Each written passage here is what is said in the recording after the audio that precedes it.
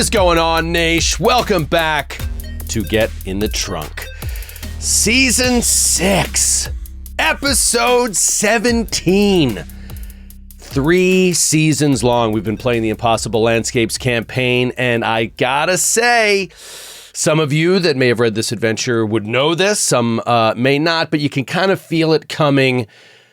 It is the end, my friends. We are coming very, very quickly to the end of this campaign, and I can't believe it. At the end of last episode, our characters stand before the great palace of Ythil in the land of Carcosa, a place that they have been hearing about, reading about, seeing in their dreams, seeing on paper or on postcards for the last 3 years of gameplay for us, and now it is culminating in this Masquerade, which begins tonight. I truly don't know how long it's going to go. It is an improv show. We'll see what happens at this particular party. But before we dive right into it headlong, I think a good place to start to warm us up a little bit is just to talk about parties. And great parties. Now, some of you, more than others, Sydney, may have been to some amazing parties. I don't know. But my question to each of you is, what is the best party that you have ever been to in your life? The best party. Now, best party has a lot of different, very subjective criteria that could say, you could be, what was the biggest party? What was the loudest party? What was the best for your specific tastes kind of party? I don't know. It's a big question. And for me personally, I don't have an answer top of mind because the best parties that I've ever been to, I mostly forget for good reasons. Yeah. Right. Francis, is there anything that hops out to you? Anything that jumps out first instinct for a great party that you've been to in your time? I mean, great. I mean, in my mind, it's just more of like the parties in early high school where it was like out of control. Like that's not, it was great in the fact that it was just like, this is madness and there are no adults here. Yeah. Like I just remember, And where was this? Sorry. This is in Maryland. In Maryland. Yeah. Okay. And this is like, a lot of kids who lived in like Potomac, Maryland had like big houses and like, I don't want to name names, but there was a kid whose parent was in charge or CEO of a very large fast food chain, and they had a very large house in which there were very wild and unruly parties full of teenagers just doing whatever you could possibly get away with. And wow. I just remember thinking like, this is wild. There was like an indoor pool. It was wild. It was wild. And did you get wild, Francis? Did you get a little? Did you break the law? I cannot recall. I can neither confirm or deny my behavior. Statute of limitations is up. Yes, I think you can talk about it. Thank you. Speak to my lawyer. Thank you very much. So you're talking like mansion house party in high school. Yeah. Kind of Straight out of a movie. Yeah, Straight exactly. out of a movie. Exactly. And I was just like, wow, this is insane. Good times. Thankfully, it wasn't my home. Troy, you been to any good parties in your time or hosted any good party? I've been to a few of your parties. They're pretty good parties. Yeah. Christmas parties are pretty awesome. Jam. Yeah. Do any stand out as the greatest party you've ever been to? Well, my favorite party I've ever been to is my wedding reception. That was a great fucking party. That was a great time. That was a great party. 4 of us were here at that party. Yeah. That was just like, it was everything I had hoped for. But the Christmas parties are always great. I'm trying to remember. I mean, I've been to a lot of parties. Exactly. It's hard especially like going back to high school. I didn't drink in high school. I didn't drink until like late into college. But I remember like high school theater parties were great because we had sleepovers. They were like co-ed sleepovers. So that was a big deal as a teenager. But I mean, the college theater parties that we would have were such like unbelievable ragers. I can just remember like hearing like U2 blaring, everyone standing, like probably like 60 people standing on furniture, just screaming U2 at the top of their lungs, drinking the shittiest beer, all sorts of smells in the air. I mean, epic parties that would go until the sun came up. You know, the grad school parties weren't as good. They were different. They were like New York parties. Everybody was an asshole. Yeah. They were like, but high school, college theater parties were the fucking best. I had a similar experience, I feel, with, it's so funny, whatever it is, theater kids, and then these speech and debate nerds. You would think that there is no way that they could hang in terms of their partying with the jock crowd, the rugby team that was at my school. They would have the parties that would always like send people to prison. But like these parties that I had, and not just at my school, but like with multiple schools in college of these speech debate kids were wild. I mean, just the all night long, crazy amounts of drinking, drugs, and just sex with everybody. It was insane. Like these people would just all hook up with each other. I didn't get into that game because it was like way too dangerous, not only physically, but also like it just was so much drama. And I found that would happen, in high school as well. While we weren't partying, there was like, all these theater kids. Somebody would hook up with somebody, and then there'd be all this drama and intense internal strife over the romantic entanglements. But yeah, in college, it was like everybody's experimenting. Dudes are kissing dudes, chicks are kissing chicks. And it's just like, what is going on? That was like my introduction to college. I'm 18 years old, and all these 20-somethings are going at it. I'm like, oh my God. So yeah, I had forgotten about that. Some wild parties from the speech and debate kids. Those kids go hard. Skid, I'm sure you have something involving several A-list celebrities. Yeah. Or Hall of Fame baseball players. Yeah. Perhaps. I used to love a party with Derrick Henry and Pete Rose. Derrick Henry has the craziest parties. Just wild. It's wild. I love a good party, and used to back in like college, like theater parties were amazing. But there was one party that I went to with Nick Sheldon, my friend Nick Sheldon. It's a friend of ours throwing this party down in Colorado Springs. And I can't get into a lot of details about it, but it was an incredibly wild party. A handful of people ended up going to jail. Oh man, that's a good part. And there was at one point we were like sitting. It was the things like kind of eased down a little bit, and like me and Nick and a couple of the guys are like in a room, just like having a beer, and we hear the gunshots outside, and we turn to each other, like, was that a gun? It's just like. Yeah, it sounded like it. It was like, should we get down or something? And it's like, right? I guess. And so we just sort of slowly slid down the couch, like onto the ground. And it was a fun time. It was a good party. Wow. It was a very good party. But the other really great party I went to was at Mile High Stadium. It was to greet some of the team on the way back from the Super Bowl 32. And it was that was a great fucking time. That was awesome. Good party right there. Yeah, it was a very good party. One of the best surprise parties, it wasn't really a party, it was just a surprise situation. And we were together for that. Skid, I think you were there for a little bit. Sid, I can't remember. You must have been there. And Troy, you were definitely there. Was post New York live show when we went out to that bar with Kate. Yeah. Remember, it was like Kate's first show, one of her first shows. The Halloween show. You didn't go to the bar afterwards. At the Bell House? I did.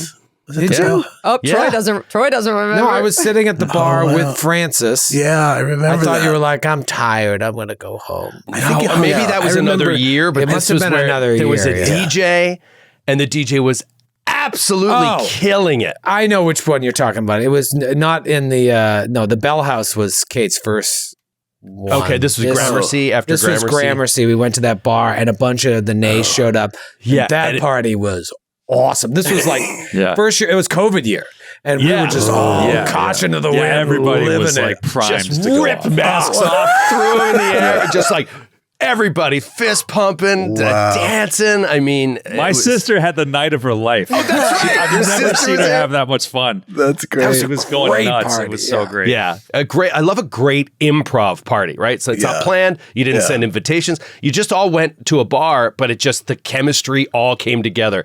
The music was amazing. The crowd was great. Like, that was an awesome. So were you there? Yeah. No, I wasn't there.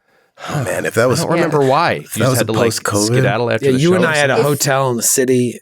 Yeah, if it was I was so drunk I couldn't walk 6 blocks. If it was early COVID, I might not have lived in the city yet. I just might not have been able to come in. Oh, Yeah, wow. I don't remember. Interesting. Yeah, those Do post-COVID you, parties. Sydney, have a memory of a fantastic party? You make it seem like I'm like a party animal. No, you just know cool and interesting people. That's all. So the best parties, I agree. Like my favorite parties are pretty like small, more intimate parties with my good friends. That's like the best. But the two that I thought of with this question were not like the most fun, but they were like the ones that stick in my mind because I'm just like, I can't believe I went to that. Yeah. The first was... Epic party is different from great party, but you know what I mean? It's Like, not necessarily the same. The first one was I was working for Vine, the 6-second video app, and we were... I didn't know you worked for Vine. Yeah, I was on the culture team. I thought that you were just like a personality that was crushing it on Vine. That as well. But for a little while, I was like, maybe I'll go into tech. So we were out in California. We were working like VidCon or like something big. And they were having a huge industry party for like influencers, but also, you know, people who work behind the scenes. So I went and it was like LA mansion party. Yeah. First time I'd ever, like, I was just like, I'm so scared to go. I went, I didn't know anybody. I saw Andy Milonakis, who I was a huge fan of. And I was like, I'm going to die. I'm going to die. I don't even know. I'm not supposed to talk to him, but like, I want to talk to him so bad. I loved his show. So I was like kind of hovering near him and I was like, maybe I'll say something. And he was at a table and I realized the table was make your own, like there was connoisseurs there to make your own vape pens with different flavors as party favors. Oh, that's so LA. And I like, so LA. It was so ridiculous. Like it was ridiculous.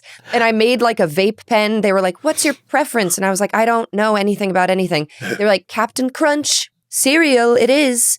And like gave it in a gift bag. And I took it and then I left because I was like so scared of everything. Really? But it was crazy. Like I walked around, you know, it was like, there's a pool and there's like a whole glass back room to this beautiful mansion. And I was like, I have to go home. But that was really fun. It was cool. The craziest party was when I was living in New York City I lived in the McKibben Lofts, which was like a converted industrial building. I had 6 roommates, 1 bathroom. Like that sounds like a setting in Impossible Landscape. Yeah, like I lived in the McKibben Loft. the McKibben Lofts. Yeah. It was weird. I was never seen again. But New Yorkers know of it. Like it's a weird place. So I lived there, 6 roommates. Everybody was European. It was a really fun like college time. And they invited me to this party that was like an avant-garde, underground art music scene thing. And my younger sister was visiting me. And she was like 17 and I was, 21. So I was like, all right, you're coming to the cool party. And I took her to this party with all my European roommates. And it was like full on performance art of like half naked women with chains all over them in blood. And they were like making out and like wrestling. And while that's going on, also like a party is happening with music and like it's dark. There was not enough oxygen to light a lighter, to like light a cigarette. Like it was so crowded and hot. We were all doing drugs. We get out of there. We open the door. It's like the sun, like, like we didn't even know what time it was. And that party was the best because one, I got to bring my younger sister who was just like in awe the whole night. I was cool. And then she and I went to Long Island and went skydiving at 8 a.m. after drinking and doing drugs all night and went skydiving the next day. So I combine all of that into like the craziest night and today that I ever had. But in terms of fun, Troy's parties are more fun because I get to hang out with you guys. Right, but, exactly.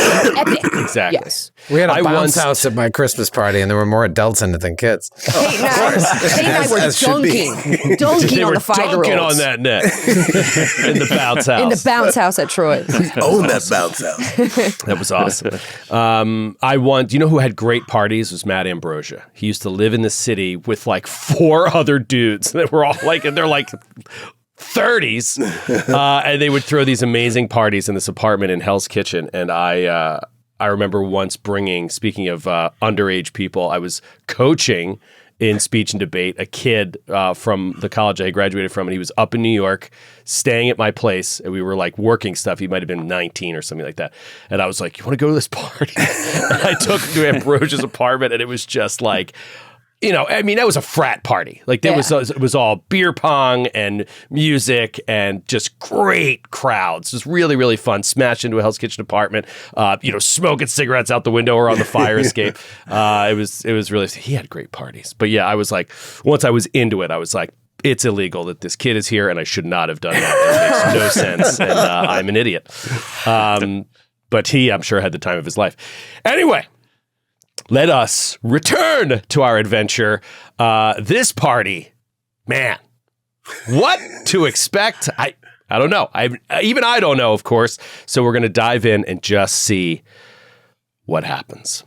By way of a brief recap, last episode you were in the Clockwork Factory where Mr. Kremensky, creepily working on the Clockwork Child, making these mannequins, overseeing these costumes, these masks.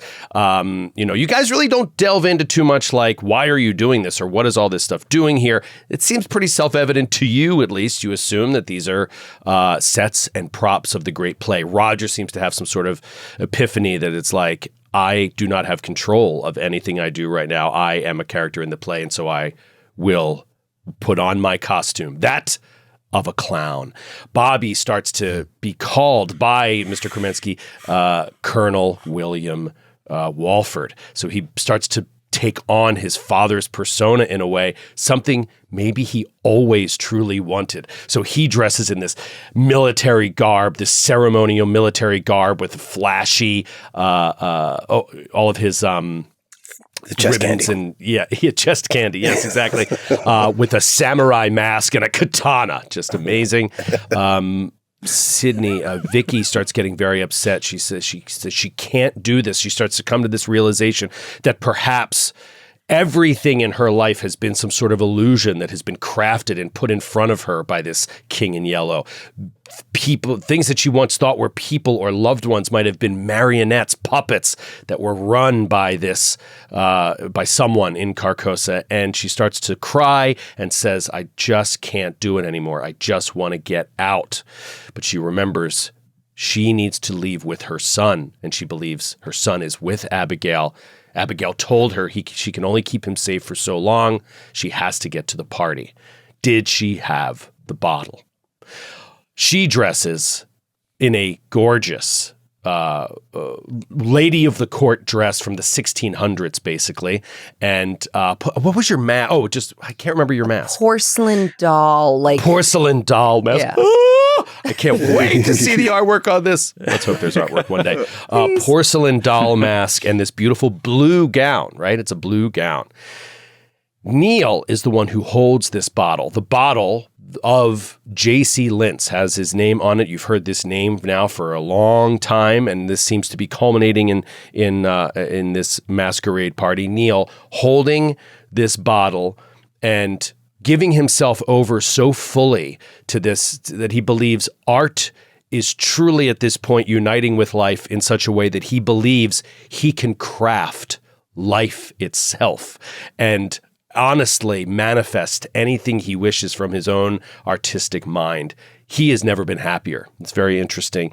And so he decides to go to this party as an 19th century aristocrat, very fancy tuxedo with a Burt Lancaster mask and that is how he reveals himself.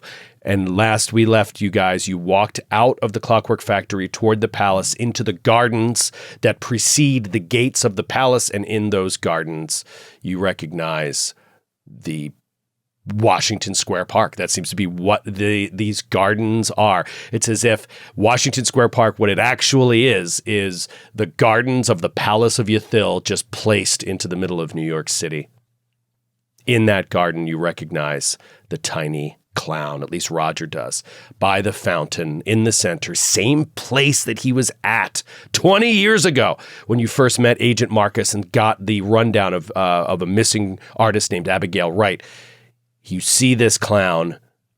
The clown acknowledges acknowledges Roger in his clown costume. Just gives a slight nod. That's where we ended last episode, and we pick up right there. You guys are in this garden. You can see about the size of Washington Square Park. On the other side of the park, you're now getting close to the center, and on the far side of it from where you started are large gates that enter into the palace that you see rising up above and behind. What do you do? What's the little clown doing? I want to keep an eye on him. What's the little clown? The little clown gives this barely perceptible nod to Roger. You might notice it, Bobby, you might not. But then it returns to entertaining. The clown is just sort of dancing.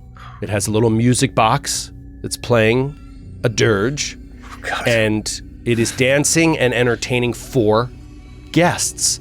You can see roaming the gardens are very well-dressed people in all sorts of costumes, you could say, but mainly the variance lies in their masks.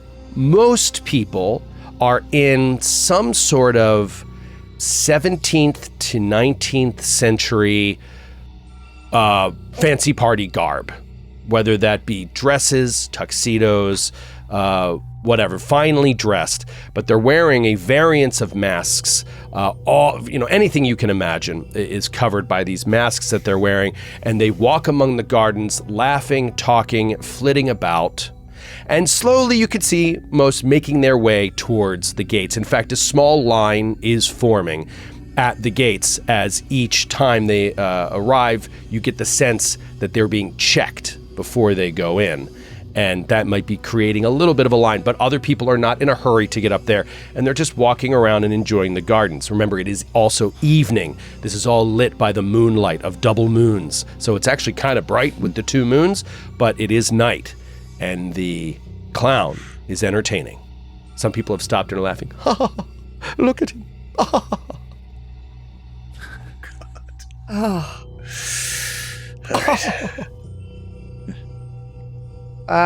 Well, we all have invites, so I guess any of us can walk up first. Fuck. Oh, wait. I wanted to find a way to conceal my weapon. Oh, right. We have to give up our weapons. Well, I'm not giving mine up. Fuck that.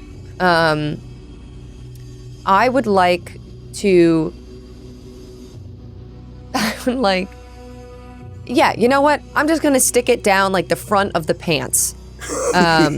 Like in the underwear. I'm sorry, the pants? In my underwear. The underwear. Underwear. Okay. Hoping that they're not going to do like a body cavity like a check. Strip search. I'm sorry. I'm not putting it up. I was going to say, so those are 2 different things. You put it in your underwear or you put it in a body cavity. No, I'm just saying, okay. I'm hoping they're not going to do like a full like... pat down. Yeah, they're just going to say like, can I check your bag, or whatever. Okay. This isn't Madison Square Garden. It's Washington Square Park. Am I right? Am I right? All right, so Vicky tucks the handgun. Anybody else do anything else before you're approaching here in this moment? Oh, sorry. I was going to say, I'd like to keep my shotguns in my pants. I got big baggy pants. It's clown pants. And if anybody questions me, I'll be like, pants? Oh, I didn't know I couldn't do this. Was that not cool to bring shotguns? It's part of my act. Isn't that cool? Oh my God, what did we say last week? What was the joke? Oh, what, Baroque? No, there was the shotgun. It was part of my act. That was the joke last week. What was the... I'm the shotgun clown. Of the shotgun Shotgun clown. clown. Or whatever it was. The We were famous saying shotgun it's like clown of balloon- Biloxi or something. Balloon animal shotgun. Balloon animal shotgun. Shotgun. I'm the shotgun. Hi, everybody. You've never heard of me? The shotgun clown. The kids love it.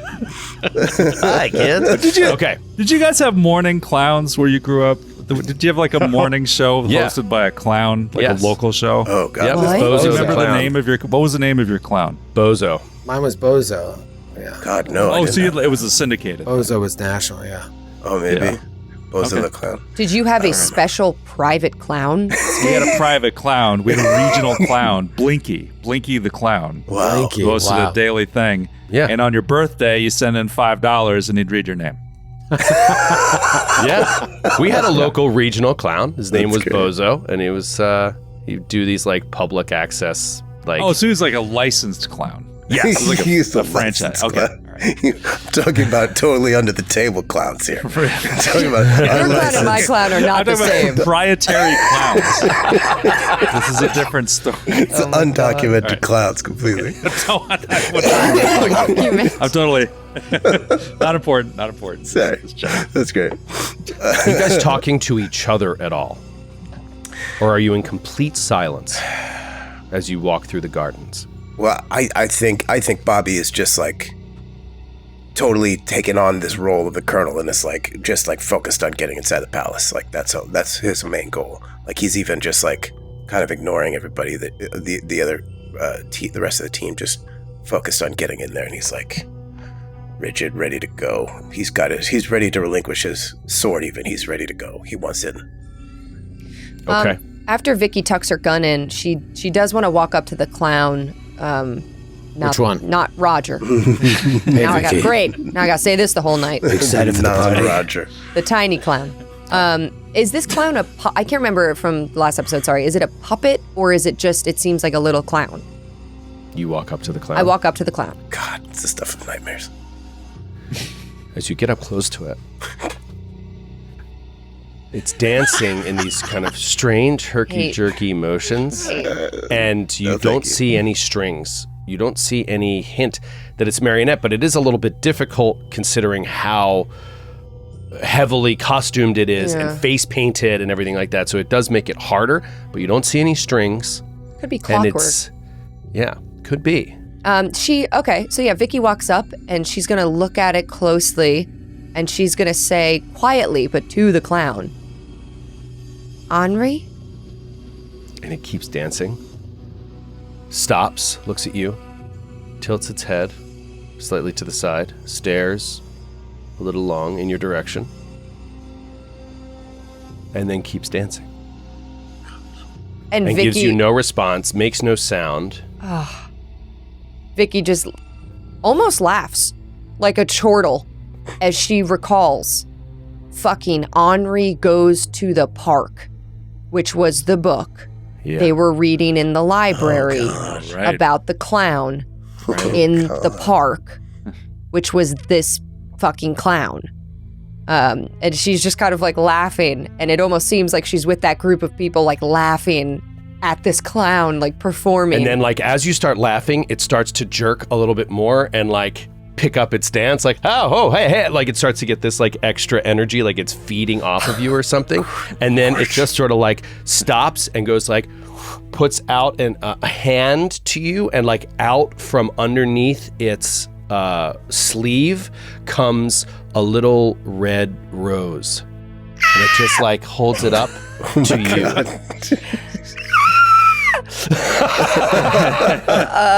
And then urges you to take it by kind of like waving it for a second out to you. Shoot it.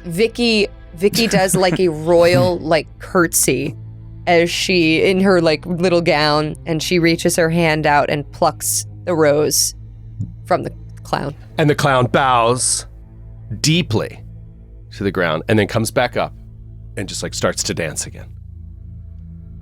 Is this flower real? Do you actually smell it? Oh my God. Do you put the flower in your mouth? I look at no. I look at it. I'm just It looking. appears real when you look at it. Yeah. She's touching Eat the petal. Does it feel real? Oh. What check is that? Pedal check. Pedal check. Pedal check? Roll a pedal check. What the hell do you know about flowers? Hey. That's true. I mean, I live in New York. I don't know. Can I do like a alertness? No, search? I don't know. Search, yeah. Search? I don't know. Science botany. Fuck off. Yeah. I don't know. Forensic? I don't know what I would do. Yeah, there's no flower I don't have check. any botany skills. Botany. Yeah, all right, give me a search, because you're just touching it. It's the only sense you are using. Ooh, 43 under 57. Feels real. I sniff it. Okay, give me a con times 5 roll. Oh, shit. Oh, God. You should have shot the little clown. I should have shot the clown. I should have shot the clown. Oh, no. Oh, no. 97 over 65. Okay. This scent, whatever shoots like up in your mind, you smell this flower and it's just like, and in a moment, like you feel as if everything around you shifts and changes. And give me a POW times 5 roll. Okay. Wow. Oh my, that's impossible. Impossible landscape. I rolled another 97 over 65. Ooh. Another 97 over 65? Dice loaded on 97. Yeah. Yes, they are. Decide just to Picking roll up different 97. picking up different dice for later. Fuck those dice.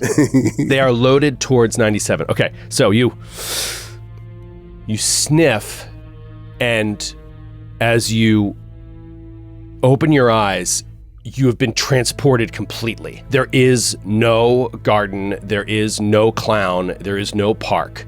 You are standing in a small apartment, and you're holding a rose, and you've just sniffed it, and you open up your eyes, and you are fully aware of the reality that you are in, because it is 1995, and you are living in a small apartment, and Christopher is standing in front of you, and he is just given you a flower and is eager to head out. You know that you're heading out on a date. It's your third date, and he has brought this flower, and he's just grabbing like his keys and stuff like that, like putting stuff in his pocket, and is like, "You ready to go?" And at once, you are living both lives. You know you are there, fully present in that moment. But when you smelled the flower he gave you, you saw yourself in a park with a clown, with these strangers that you don't know, and like these people dressed like in the Renaissance everywhere around you. Give me a sanity check. Oh my god. Dude. Oh my god. Nobody sniff anything. Nobody stop sniffing things. Everybody stop sniffing. Oh my god. Nobody sniff nothing. 57 over 32. Oh, shit. Okay. I'm so insane. You truly have lost the grasp of where you are, or when you are, or who you are. Oh my god. You take 6 points of sanity damage. Oh, Jesus. Oh no. We haven't even gotten the balance yet. Max Sandam. Oh, Max Sandam. Max Sandam. I gotta write that down for a future character name. Max Sandam. Max Sandam. All right. Well. Fuck. I hit my breaking point. Yeah, so no actual psychological effects happen right now, but note the breaking point. So that's 2 breaking points you've hit since leaving the hotel, I believe, right? Damn it. Yeah. Or being in the hotel. That's my second one. Okay, so just make a note that it's your second one, but you have no particular psychological effects. Christopher is just like, "Are you ready? What's the matter?" She's like holding the flower. You hear music. You hear the music from the music box of the clown playing in your apartment. My God. She's like, I'm, I don't know, just a long I think long day today. I don't know. I'm ready. And she like tucks the flower into her little purse. And she walks towards Christopher. And he lets you pass by and lets you walk past him. Out into the hallway, and he's going to close the door behind you. She says, wait, I forgot my lipstick. She's going to come back into the room. And she's just going to stand there for a second because now she's just like, is there something on in the apartment? Like, did I leave some, like... So she's going to walk back in. Wait, does she hear the music? You hear the music, and it seems to be coming from your bedroom. She's going to walk in there, yeah. She just follows it for a second. You walk into your bedroom. You continue to hear the music, but now it sounds like it's in the living room. It's like a fire alarm when your smoke alarm battery is low and like you can't, you're like, where's that coming from? You walk in this room and it sounds like it's in the other room, but there's your lipstick. You see it just sitting on your bureau. Oh, she just like shakes it off. And in her head, she's also thinking like, I need a drink. Well, I shouldn't have a drink, but I want a drink. And she just is grabbing the lipstick. And then back to the living room. Yeah. You grab the lipstick, you walk back out into the living room, and you see sitting on your kitchen counter is a piece of paper, a note that was not there before. You can see very easily and very quickly at the top of it, it says, "To V, my queen." And there's a shadow swinging over the letter. And as you turn to the right, you see Christopher hanging by his neck in the middle of your living room, dead. He's killed himself. And now we come back to the garden, and Vicky collapses to the ground. You see her smells the flower, and all you guys see is she collapses down to the ground. And that is your 6 points of sanity damage. Oh my God. Shit. I'm unconscious. I think Roger would, seeing her go to the ground, would go towards her and lift her head up. Yeah, as soon as you lift her head up, you start to like come out of it. And I mean, you just saw this in your apartment. I mean, this man who you just started dating, like bizarrely killed himself in your apartment. And now you're here and you like, oh my God. Yeah. 6 points of sanity damage, Roger. And Roger's a fucking clown. And he is what wakes you up out of this. Wake up. So steady. Hey. What's the matter? What's the matter? Why are you freaking out? Calm down. Relax. He's just kind of gently slapping her on the cheek. Vic.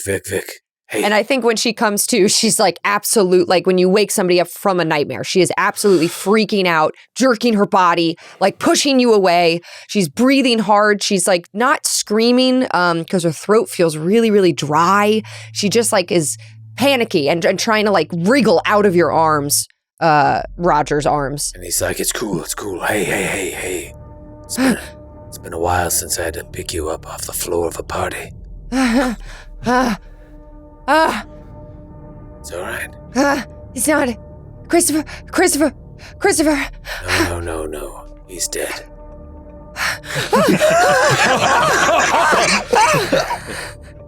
It's Roger. My God. It's Roger. God. It's Roger the shotgun clown. And I think Vicky just like starts like wanting to cry, but she can't even like produce the tears because she's so fucking confused. So she's just kind of like dry crying in a way where she's like breathing and trying to catch her breath.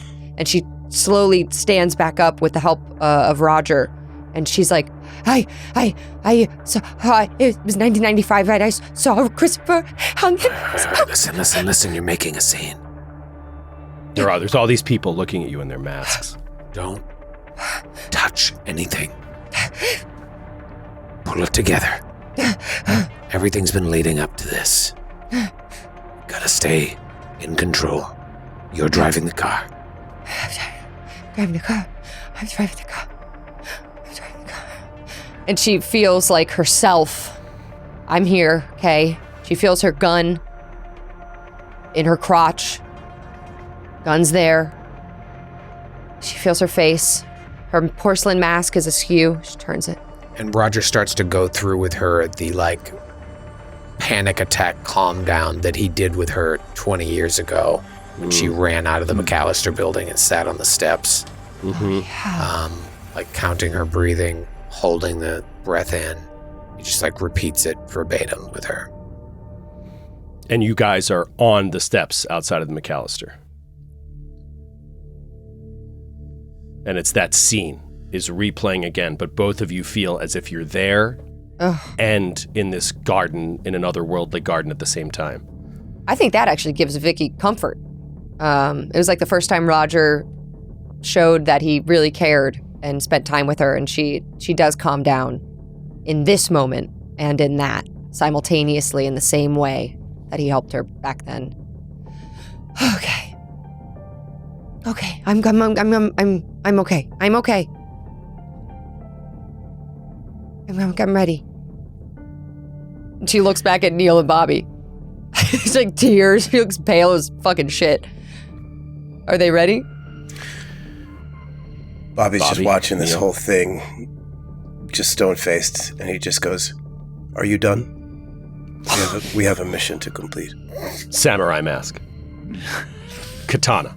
Are you Turns done? back towards the line. Let's go. Neil.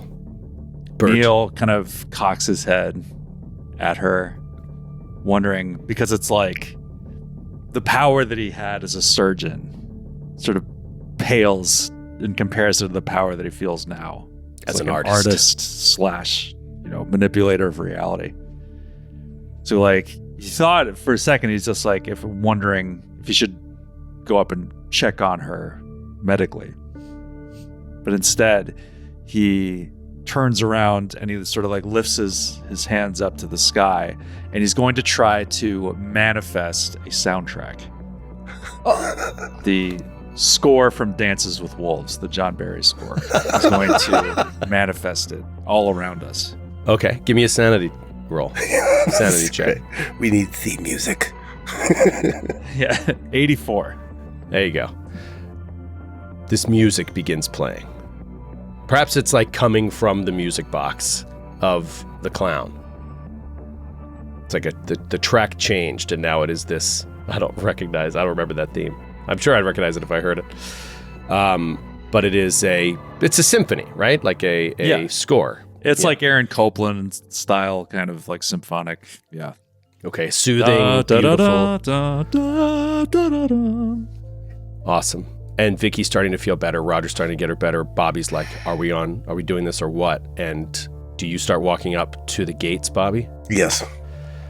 As you cross out of the middle of Washington Square Park and walk the block or so that it takes you to get to the gates, you now see that there is a small line, just a few people, and there are guards.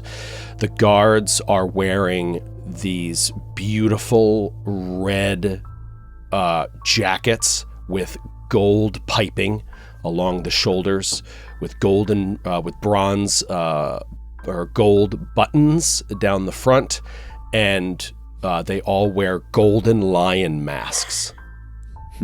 And there's 3 of them, and they stand at the front gate. They have a revolver in a holster at their side, and each holds a ceremonial / could actually do some shit halberd, like 7-foot halberd. Huh. And they're just standing there, and as people come up, you see that they are requesting invitations and doing pat downs. Fuck. All right. Do you continue to walk up, Bobby? Yes. He walks up, straight backed, straight up to the guys. Okay. Takes just a couple minutes, but eventually you get there. And this masked guard looks across at you and just says, "Invitation, please." Bobby produces his, hands it straight up. Pulls it out, takes a look at it. Colonel William Walford. He's saying under his mask. Correct. Slowly hands it back. Welcome. Thank you.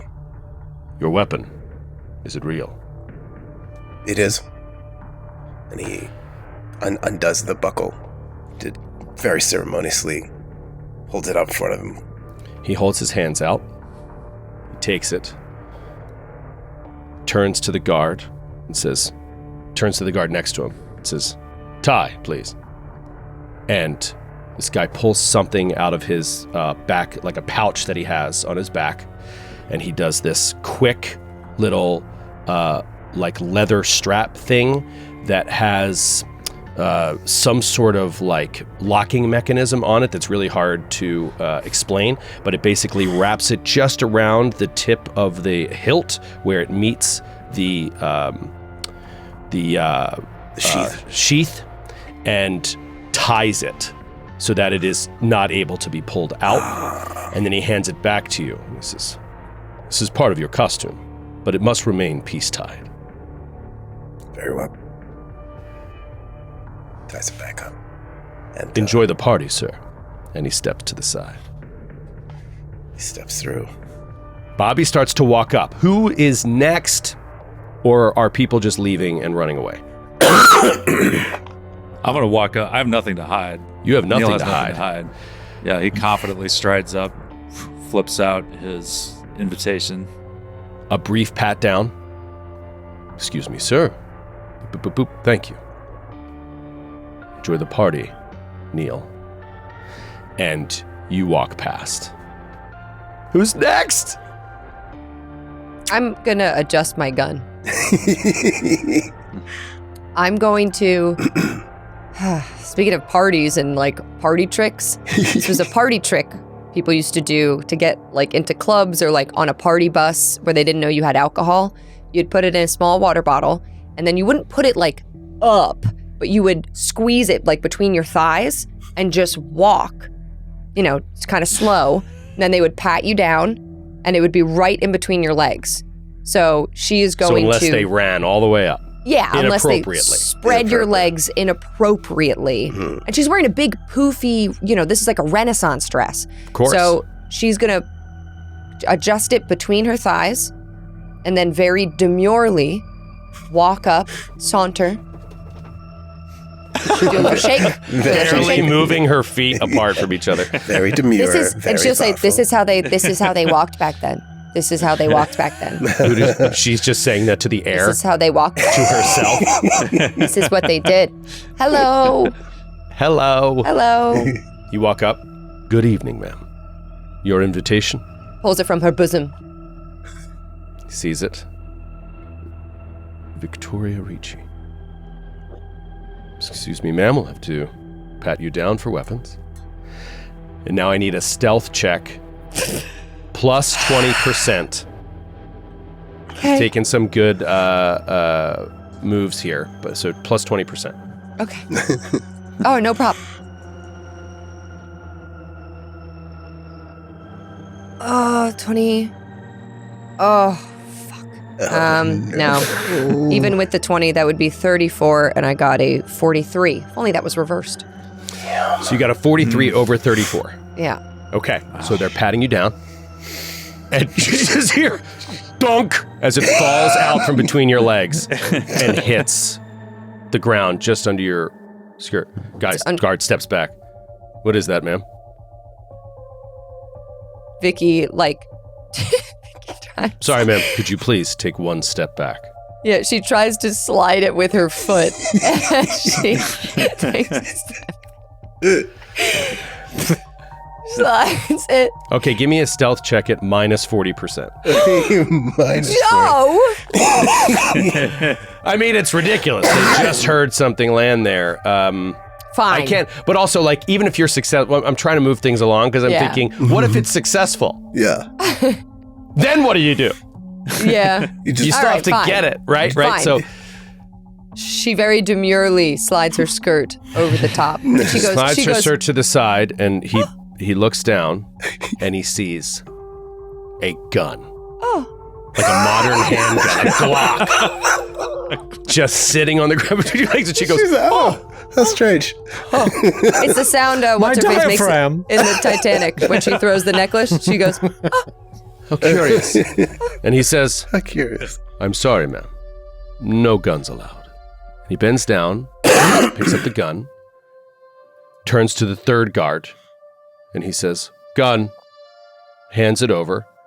The guard, like, literally puts it into, like, a small, like a barrel thing, and just, like, does something that you don't see, and then literally turns around with a ticket and gives it to the other guard.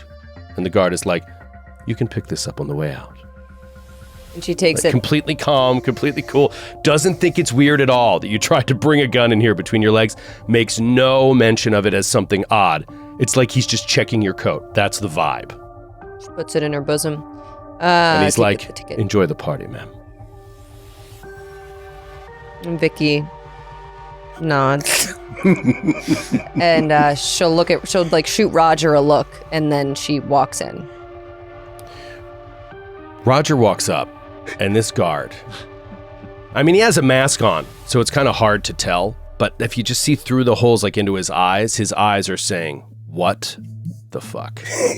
Roger has this dude's deal? 2 shotguns, 1 in each pant leg, 2 handguns in his back of his underwear, and he shifts a grenade between the top of his ball sack and the underside of his penis. Just holding it there. So his penis is laying on top of an active grenade. That sounds uncomfortable. Yeah, he's like, at least I'll get this through. And he's just like, holding it there with all his might. Okay. They and come he up. Comes up and he's like, invitation, please, sir. Here you are. I noticed you were patting people down. I don't like to be touched. I'm a veteran, and I saw some shit.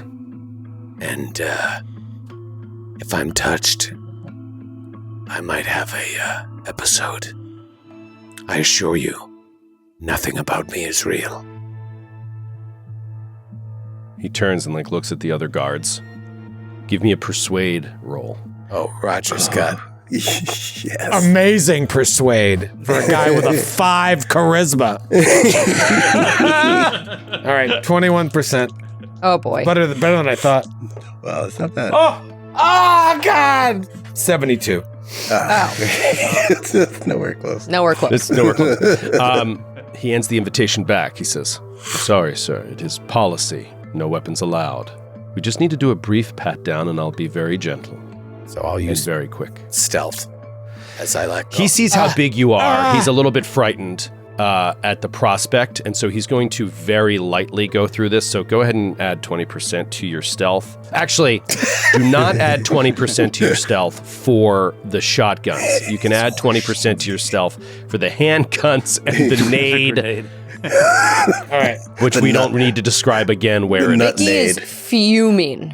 I made it both ways with one roll. You made it both ways. Yeah. So he's touching you gently and he feels these shotguns, but perhaps it thinks it's some sort of stilt or something because it runs straight down the length of both legs. And whatever it is about, that this guy's checking him just like taking it easy, he does not detect your weapons and he steps aside. Enjoy the party, sir. Don't skip leg day. And Roger walks up with a grenade tucked into his crotch. Up these grand steps. You're now joining Vicky and Bobby and Neil as you go up these steps into a grand entrance. Very quickly after walking into this entrance, you start to hear the sounds of music. Music pouring out from within. Music that obviously is denoting this party. And Roger, as the last one in, we see this from his perspective. The clown steps into the room last of the 4 of you. And you see a very brief vestibule before, and you can see this plush, gorgeous purple carpeting and these extremely ornamented and adorned walls with artwork of strange figures in suits and dresses just sort of like captured on the wall, but it's only a brief vestibule, maybe 20, 30 feet wide, before you go into another very large, maybe 4 wide, like 2 double door entrance into the central area of the Masquerade, the ballroom.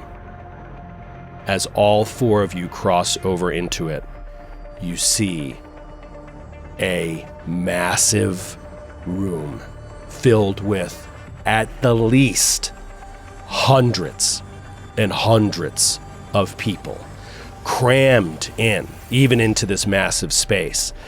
You see the Baroque stylings of a Gothic ballroom with huge high ceilings, 40-foot plus ceilings, with paintings all over the ceilings, giant golden and crystal chandeliers coming and hanging down from them, huge pieces of artwork on the far walls that you can see in the distance, and all the way at the back, rising above everything else, is a dais with 4 people sitting on it. 2 women to the left, 2 men to the right, at some sort of a head table, as it were. And in the center of that table, empty at the moment, is a large golden throne. We're going to take a quick break. God. And come right back as we have entered the party proper. Stay with us.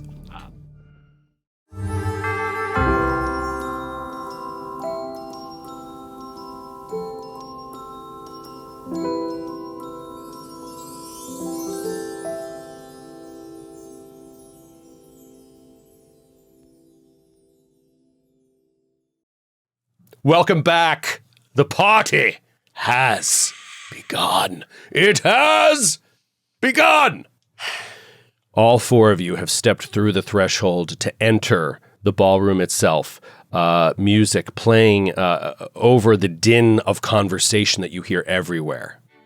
This ballroom is massive and packed, wall to wall. All kinds of gowns and dresses and tuxedos and costumes and masks everywhere. No one is without a mask. I described the chandeliers, the artwork, the head table, the throne far in the distance in the back of the room. It is quite overwhelming, and within seconds of stepping through, you are inundated with the sensory overload of everything that is happening right now, and also everything that brought you here, and what possible means exist within this scene of essential madness for you to escape or help anything. So I need everybody to give me an intelligence times 5 roll, please. Oh dear. 27 under 85. Nice. Fail. 34 under 60. 67 over 40. 95 over 65. Oh. Ooh. All right, so Vicky failed. Yeah. Oh, And heck. Roger? I failed 67 over 40. Okay. Vicky and Roger, both of you are, think in Pathfinder terms, honestly. You are fascinated. Yeah. So you immediately become dumbfounded by what you're seeing and sort of unable to move or advance into the party. You're just so overwhelmed by everything that you're seeing. Neil, Bobby, you succeeded as well, right? Yeah, 34 Neil, under. Bobby, you keep your head about you, and you recognize what's happening here is there is an effect that is beyond just the natural sensory input of all the colors and the music and the feel of all these people rushing by you or moving past you or dancing around you. And you recognize that there is some additional effect happening here that is creating a malaise, a puppetry of people that are within it. And you are able to shake it off relatively quickly. You see, Neil, that Vicky and Roger seem a little bit dumbfounded. and slack-jawed in the moment and seem almost frozen in time. I think I'm just going to making my way through the crowd. Okay. Leaving Roger and Vicky behind, Neil starts disappearing into the mass of people. Bobby, do you do anything seeing Roger and Vicky? I feel like as Neil leaves, he's just like, he says to him, "We will be here, Your Highness," and like kind of gives a short bow as he walks off. As Neil leaves? Yeah, as Neil leaves, and then he looks to Bobby and to Vicky and Roger. He says, "Get it together. Get it together. We need you." Are they responding? Yeah, as soon as you hear Bobby's voice, it snaps you out of it, Roger, and you realize like that Vicky is still kind of like stunned. Hey, Roger. Snap out of it. There's a glamour happening here. We need to focus. I'm gonna dance. I'm here. Vicky just starts like walking. She starts to move into the crowd and seems to have lost all purpose of what you all are doing here. Now, you all have really seemed to go your separate ways as individuals. There doesn't really seem to be any party dynamic anymore in terms of like, you don't have a plan. And so it's not strange that Neil just walks into the party and that Vicky just sort of strolls into the party. And you two can do whatever you want. So you let me know. Vicky, I'm going to say you start walking in and you just begin getting caught up in a particular dance that's happening in one area of the ballroom where these ladies are sort of like moving around in an inner circle while men are dancing around the outside of it beside them in a very formulaic way. And you like know the dance. Oh no. Yeah, I mean, she's going to start doing it. All right, so Roger, you see her move into the crowd and just like start dancing, and with the mask and everything, you could lose her very quickly. He's still like in shock, and he's kind of coming through, and he sees her dancing, and he just kind of like reaches out a hand towards her absentmindedly and just lets her go, and then just kind of walks off in another direction. Okay. See Vicky twirl into the crowd. So Vicky is twirling, Vicky is dancing. Roger, as you walk off, Bobby, you see him walk off into the crowd and just let Vicky go. What do you do? Bobby's instinct is to stand by head to the throne and stand by the right hand of the king. That's where he feels he belongs. Okay. You see this is some distance away across a throng of people. And you start moving along through this area. Roger, very early on, you can see as you move off to the side, there is a little crowd gathering in the distance around what looks like an old woman. And she is sitting at a small table that's pushed up against the corner of the room. She's dressed all in black, and she seems to be giving tarot card readings in the corner to a small line of people. You see this. You also see through a mass of people off in the distance, as you're looking off in the distance through this mass of people, you start to hear some whispers. Give me an alertness roll. 68 under 86. Oh yeah, so you are listening as well as looking, and while you are watching these people, you can hear the whispers of a couple, what sounds like a man and a woman having a conversation right near you, behind you, and the woman is like, "He should be here within the hour," and the man is like, only within an hour? I'm not sure I'm ready. And she says, you'll be fine. You'll be fine. The king will love to see you. He should be here in an hour. And you have this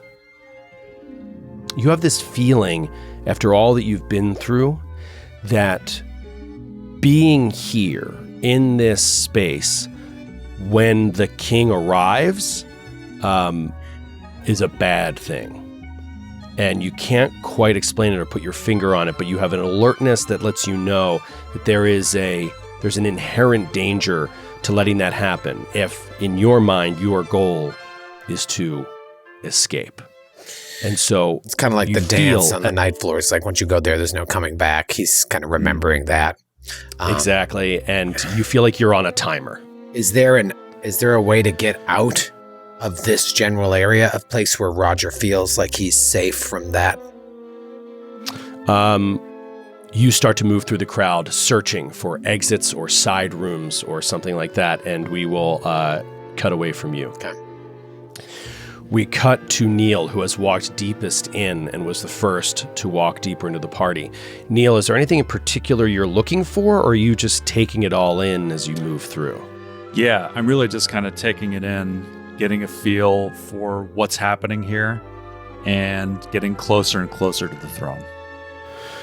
Okay, so you're just moving through, getting a feel for everything, when you are, when suddenly a small, petite woman comes moving through the crowd and lets out like a guttural sort of gasp beneath a mask that looks like a raven.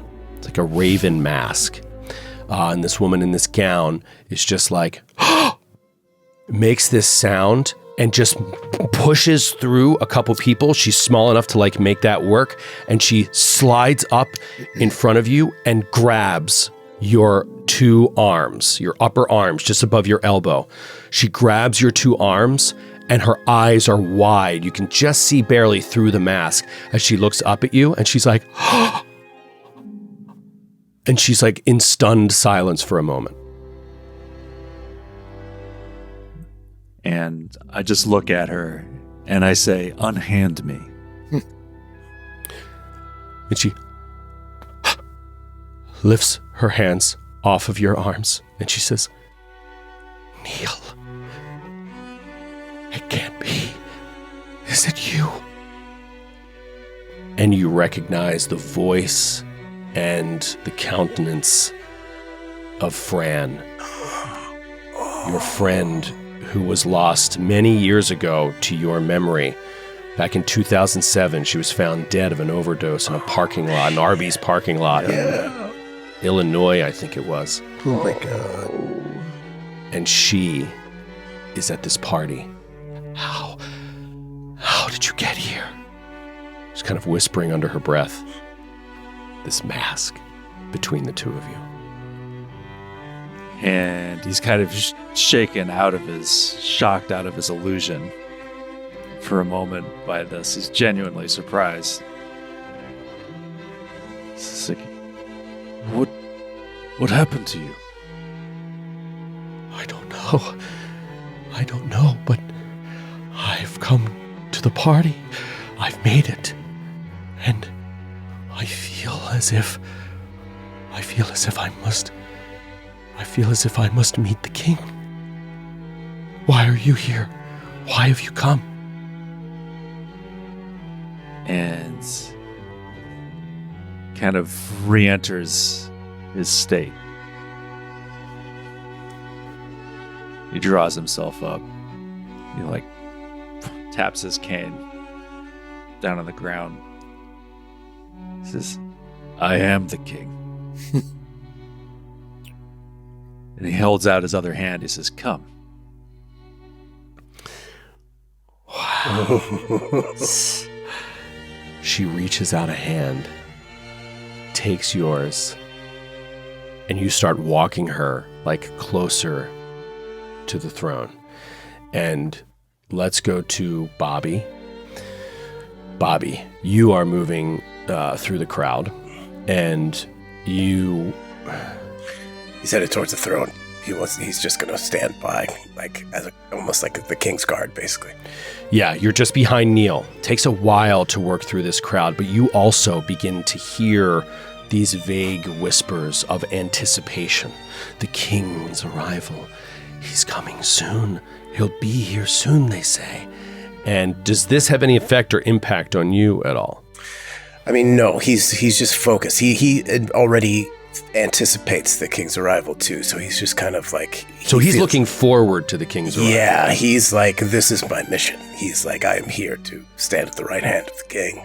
So you believe his mission is to be like a guard for the king? Yes. Okay. As the colonel. As the colonel. Mm-hmm.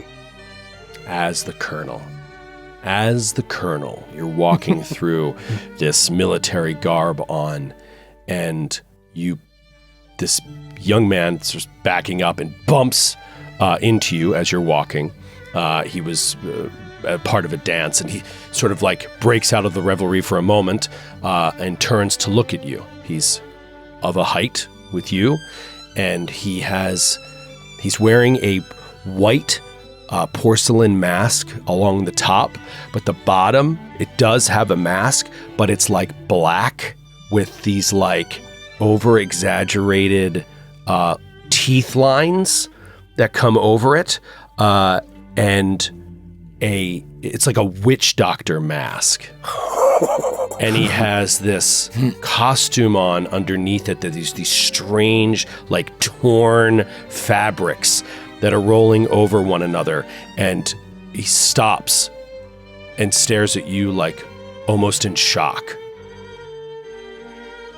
And he puts his hands down at his side and he seems to straighten. And he's like,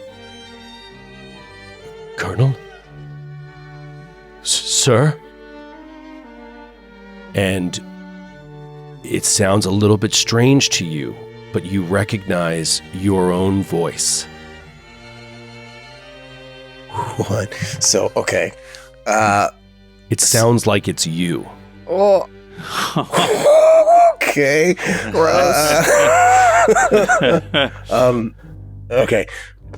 So Bobby just goes, name and rank, soldier. It's me. And he looks around to the side. It's me, Dad. Bobby. How did you get through? How did you make it past the fort? What? Give me a sanity check. What? Answer yourself. What the fuck?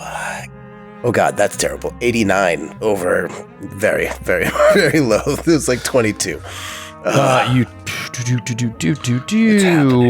is happening? You take 1 point of sanity damage. Oh. What is everybody's sanity at right now? Let's do a quick check-in. It's been a while. Not good.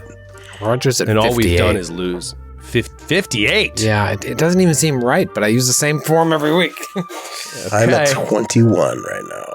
21. I'm at 27. Oh my God. I'm at 20. And at 20. Yeah, yours all seem right. Though I don't remember a ton of instances of Roger losing big chunks of sanity. And I kept pushing it off to Steve. Poor Steve. Steve's dead. Yeah, I haven't pushed any. Maybe I should have pushed my last one. I'll remember it next time. Yeah, so perhaps it is right. Perhaps it is right. We'll see. But yeah, Bobby, you take a point of sanity damage. How does it manifest in this moment when he says, it's me, Dad? Sorry, Joe, you know why I think it's correct is at one point I got like 10 sanity back from something. right. You So guys I definitely came back. recovered. I was like at a sanity. breaking point and I went back up, so. Yeah, Yeah. I remember that. It's definitely possible. Yeah. Also, it's just tricky. When you're that high, it's hard to lose any. And Yeah, I used to be there. And you used to be there, but then it's like, it snowballs. It gets harder and harder and harder to pass those checks. So what is your reaction in this moment as you're hearing this like flowery, happy music? So his mind is splitting because he was so sure that he was the colonel for a second, and then he hears what sounds like his own voice. And he's referring to you as the Colonel. Yeah, calling him the Colonel, but then it's like, wait a minute, am I the Colonel? What is that me? What is? He's like, I'm on a mission. He's trying to reconcile these two ideas in his head, that he was also Bobby, but he's now the Colonel. And it's just, he's looking at, does it look like him? Does it look like Bobby? Mm-hmm. What he's looking, okay. Yeah, no, he's masked, but in terms of his physique, his size, like it's like looking in a mirror. He's just looking and he's staring. But you're behind this samurai mask. Yeah. He's behind this witch doctor mask. God. Yeah, he's just like this isn't right. You're not supposed to be here. I'm supposed to be here.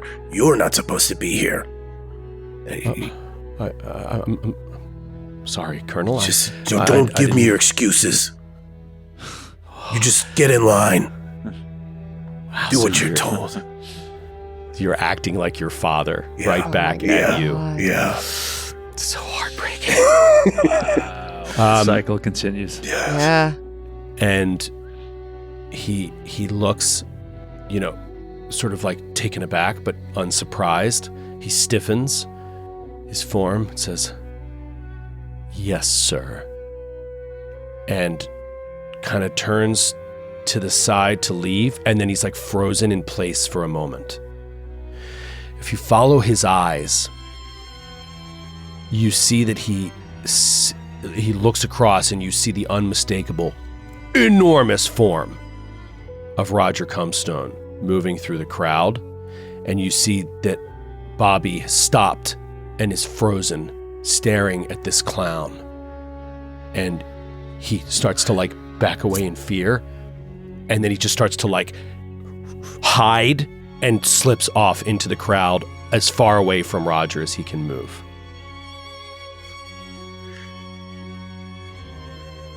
Let's go to Vicky. Can I do a check to like get out of this? All right, what's better? Alertness or POW times 5? What's better? Let's see. My POW times 5 is marginally better. Okay. Give me a POW times 5 roll. Yeah, I think trying to get out of this game-wise, she's like dancing and spinning and like seeing the faces of these different people, and she's starting to get like sick, like nauseous, sick to her stomach, and maybe she's imagining seeing faces of people she knows, maybe she is seeing faces of people she knows.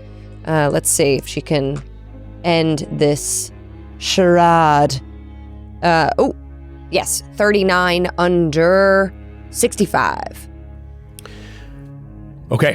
As you're moving through the crowd and you're doing the choreographed dance and you're holding this gentleman's hand and moving past and across, as you come through one twirl, lost in the moment, you see parting through the crowd what looks like a man in a tuxedo carrying a briefcase. And you see him from behind, and it's unmistakable. It brings you right back to the night floors, and he disappears in between some people moving toward the throne. Just like literally as if it is like the night floors also happening, that moment also happening at the same exact time. From the dance, she just starts like sprinting, like just from a standstill to a sprint after this guy, just like she did in the night floors. Well, you really can't sprint. It's packed with people shoulder to shoulder everywhere. So you're just like pushing people aside. Oh. Take it easy, lady. All right, you start pushing through the crowd, looking for this man with a briefcase. You see no sign of him, but you know he went in this direction. You're moving slowly, toward the throne, but toward the left side of the throne as Neil is moving up the center. Bobby's moving toward the right side of the throne. Roger is a little bit back in the distance over near Bobby's side. And you start parting through these people and you become frozen as you see off to the stage right side of the throne, the left side as you're looking at it. Maybe 10 or 15 feet away from the wing of that table, that raised dais table, and the side, you see a woman in a blue dress with a cat mask. And she's talking to a young man, also in a mask, but this is like it looks like a turtle mask. And you would recognize anywhere the physical form of Sam. Shit. All right. And she's standing there just chatting away, giggling and laughing. Fuck you! Vicky just changes direction and starts hard elbowing, when you're trying to get through a crowd. She is elbowing people and saying, she's in the mosh pit. Samuel! Sam! And screaming his name. All right, so you start screaming, Sam! Samuel! And all around the throne, Neil, you can start to see this now. Bobby, you can start to see this now. Roger, you get a little bit. Do you think I hear her saying Sam as I'm... Oh, yeah. You can hear it over the din across the other side of the cross where the throne is. And you all can see now that there is a ring of red-coated, golden lion-masked guards all around the base of the head table. And as soon as you start screaming and elbowing people and they start going, and pushing them out of the way and causing a ruckus, immediately 2 guards peel off from that and just start walking up to you. They've got sidearms. These ones do not have halberds, but they have these white gloves on, and they come walking up to you, and they're you just hear these voices coming through the masks, and they're like, is there a problem here? And they're stepping up in front of you, putting their hands up between you and your son. Vicky calms down, obviously, in the presence of authority. She herself is an agent of the law. I'm a federal agent. I show them my badge. She says, I'm just trying to get to my son. It's too crowded in here. I'm just trying to get to my son. Could you escort me, please? Of course, ma'am. Please move quietly and quickly. Yes. Or peacefully, I should say. Yes. And which one? Who is your son? He's talking to Abigail. Masked man turns. He's talking to Abigail. Yes, please, go ahead. And they step aside out of your way and let you move forward as long as you don't cause any trouble. Doesn't cause any trouble.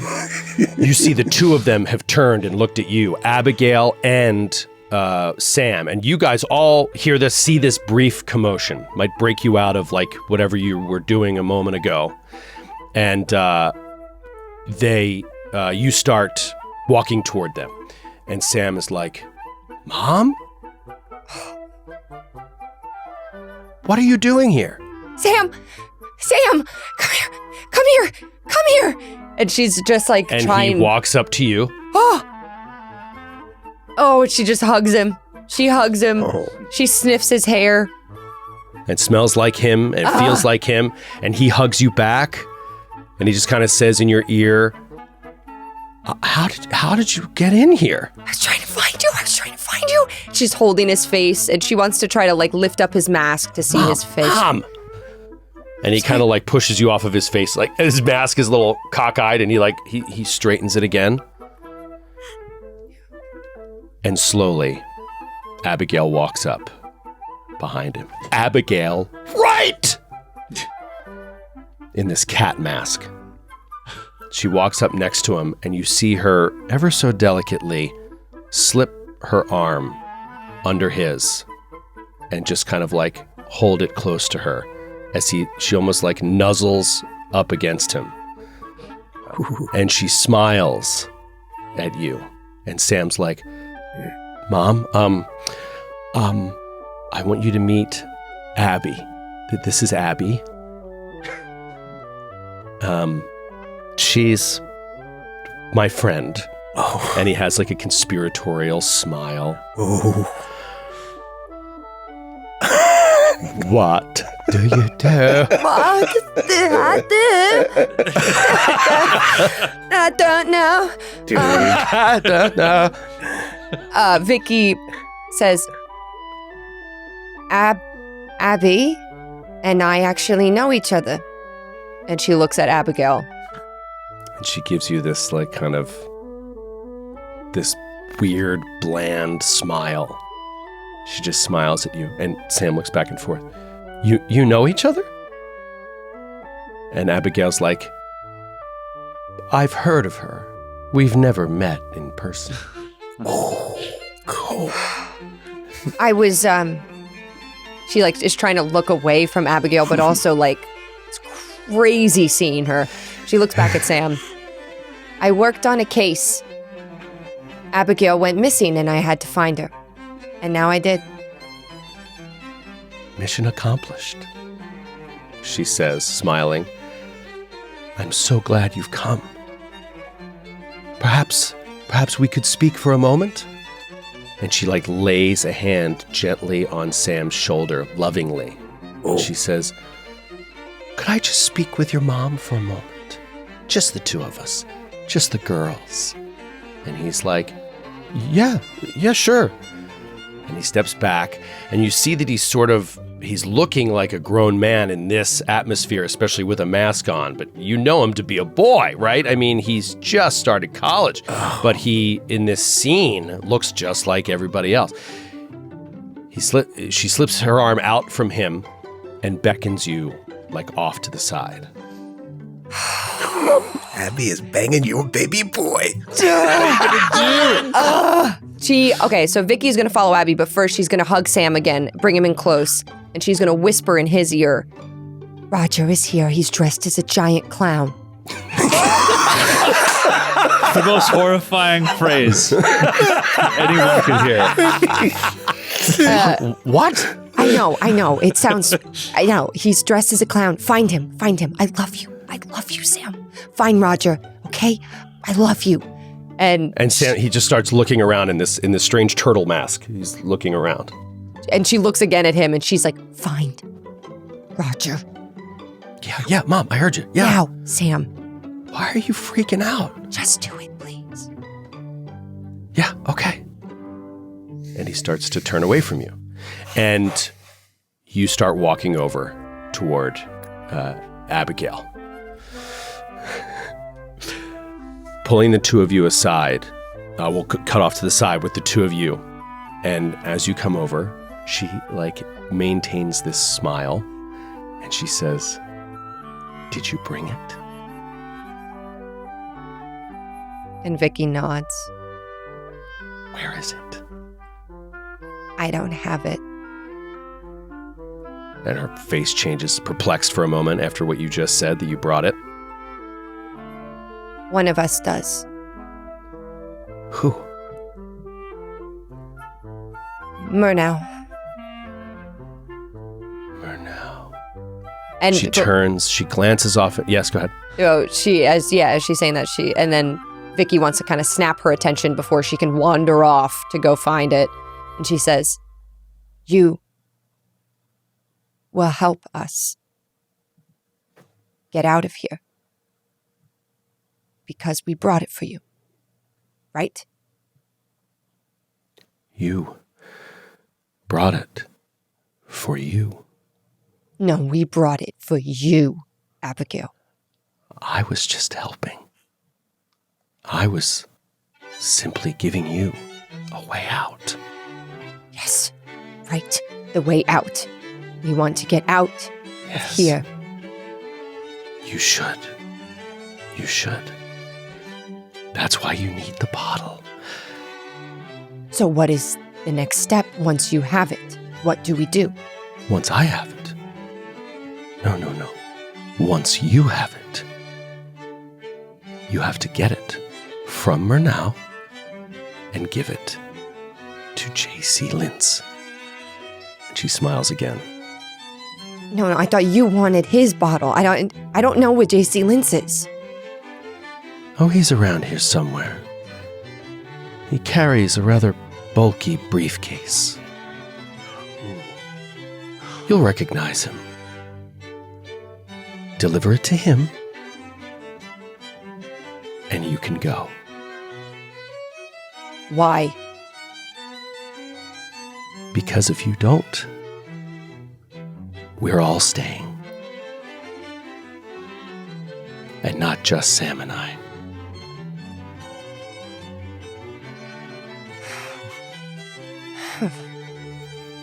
I looked for you for so long.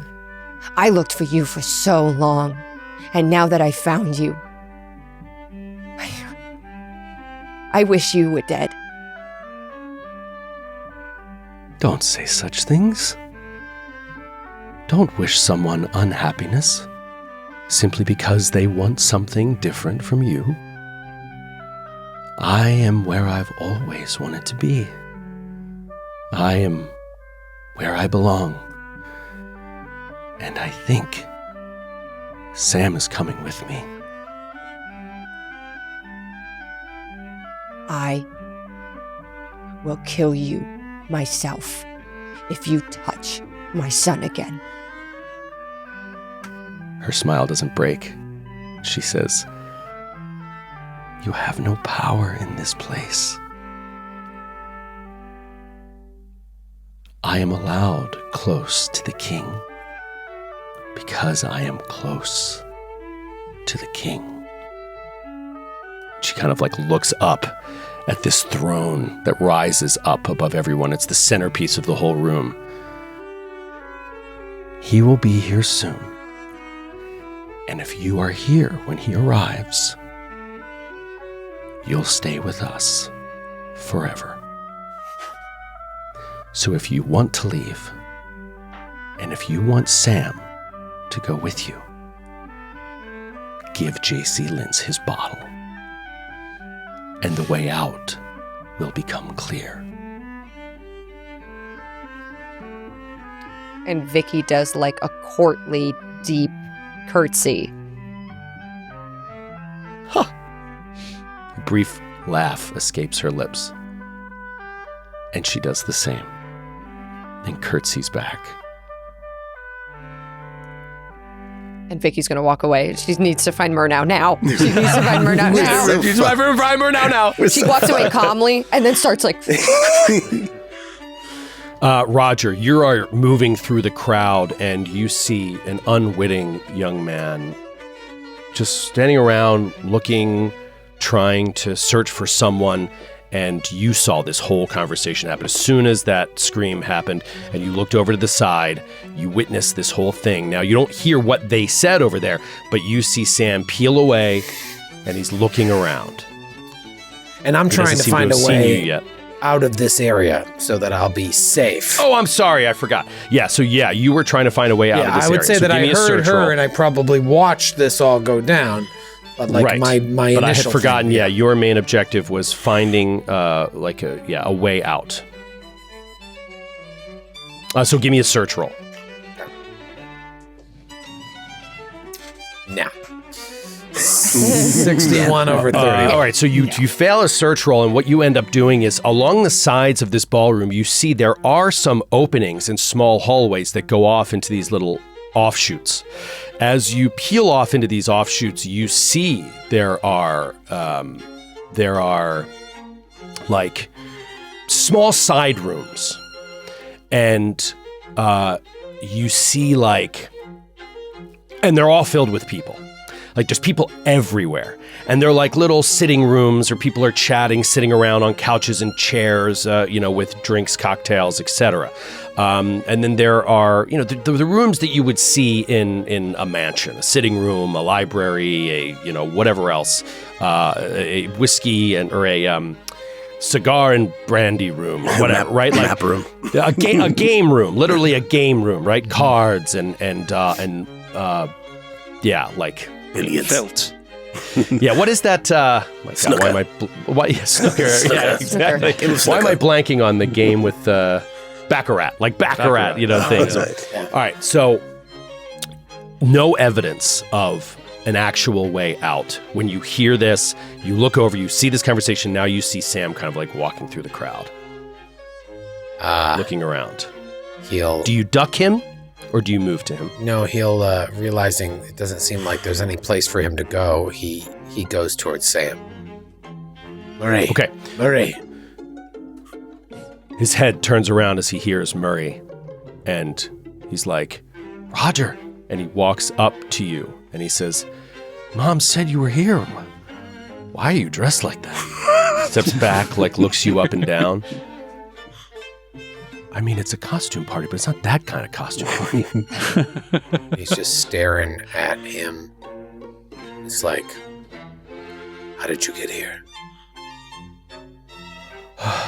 Well, I went to this party that Mom said that I shouldn't go to, but it's through this fraternity, and Abby was there, and she told me about this this amazing. She kind of knows this like royal family. She's connected in some way, and she told me about this grand ball, and she asked me if I would go, and I was like, yeah, and so we met up at this hotel, and then she took me here. I don't really remember how we got from the hotel to here. Actually, now that I think about it, it's kind of a blur. I just remember being here and the music starting. The first party, what was that? What was the frat party? Where was that, on campus? Yeah, it was on campus. And she was there at the frat? Yeah. Which frat was it? Give me the Greek letters.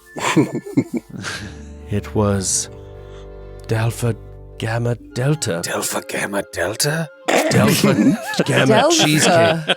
They're still around? I'm a Delta Gam myself. Gamma Cheesecake. Oh man, I actually have this somewhere. Delpha. Delpha. This will be important later. Delpha. Delpha. Come on. Delpha still Homo banging? sapien. Yeah. He gives you some Greek letters. I'm just putting you on the spot. This was a party on campus, and Abby was in the building. Think, Murray. Think. Yeah. I mean, I did a vodka luge. So I might be misremembering some details, but I think she was there. The fuck's a vodka luge?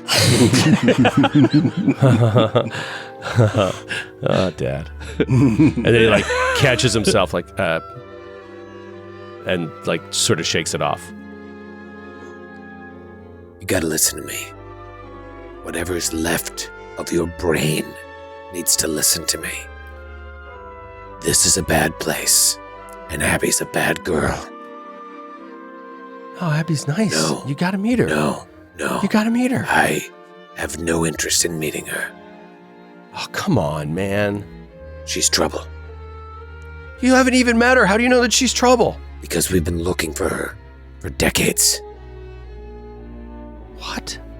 Murray, you know your mom and I work in a crazy business.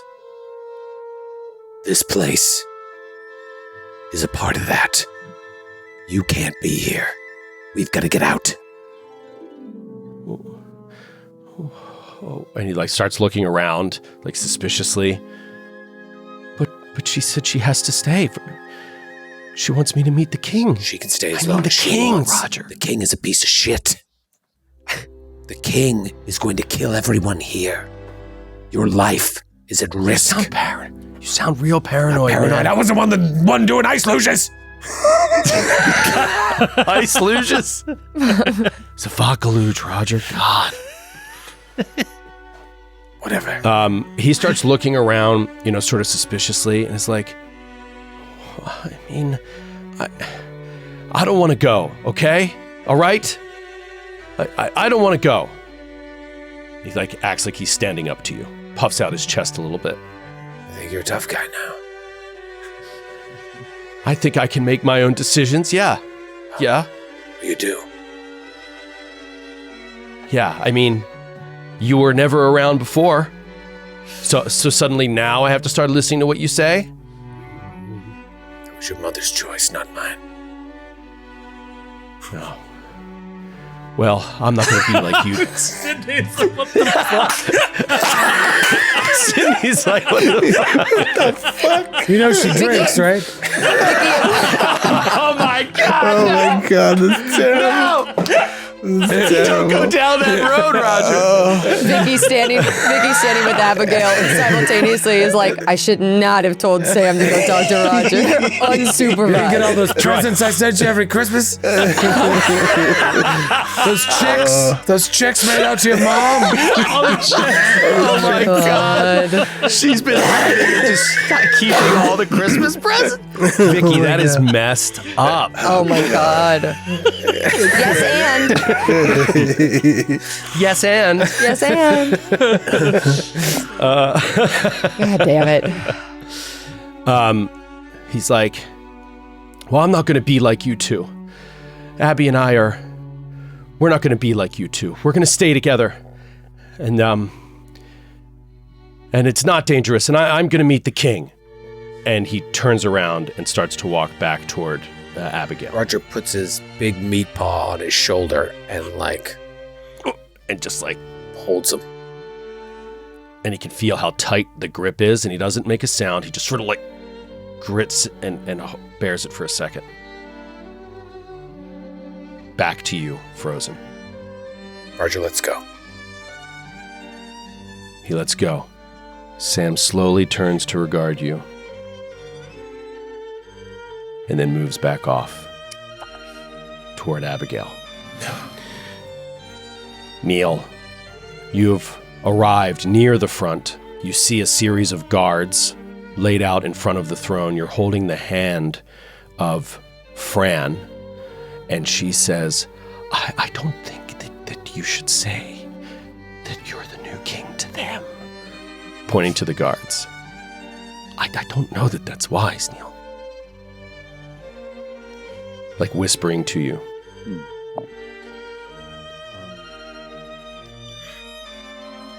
He just holds up his fingers I've got this.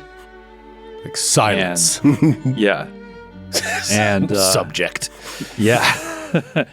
And he's just gonna try to keep getting as close as he can to the throne. You're there. So you basically arrive at this line of guards. It's like at a concert, right? They've made a line that you can't cross without encountering them, and it's some distance, 10 feet, 15 feet from the dais that rises up behind it. It is to keep the rabble away from getting too close to the royal table. And like I said, there are some people sitting up there at that table, just mingling, talking, eating. But you don't see the king, obviously. The throne is empty, yet it draws all eyes and attention. As you step up, you get within a few feet of these guards, and they're just standing there, golden masked, every single one of them looking identical, unmoving.